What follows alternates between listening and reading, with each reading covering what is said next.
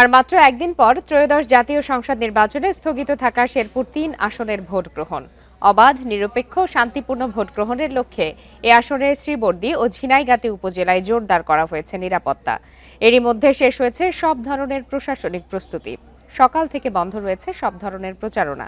প্রতি কেন্দ্রে ৬ জন পুলিশ ও ১৩ জন আনসার সদস্যের পাশাপাশি পুরো নির্বাচনী এলাকায় দায়িত্ব পালন করবেন ১,১৫০ জন পুলিশ সদস্য। আইনশৃঙ্খলা রক্ষায় মাঠে থাকবে ১৬ প্লাটুন বিজিবি এবং র্যাবের ১৪টি টিমের ১৩৫ জন সদস্য। রেইনবো অলরাউন্ডার এক্সটেরিয়র পেইন্ট বাড়ির বাহিরের দেয়ালের সুরক্ষা নিয়ে থাকুন নিশ্চিন্ত। সাথে পাচ্ছেন ১০ বছরের ওয়ারেন্টি। ১৭টি ইউনিয়ন ও একটি পৌরসভার ১২৮টি কেন্দ্রে ভোট দেবেন ৪,১৩,৩৭৭ জন ভোটার।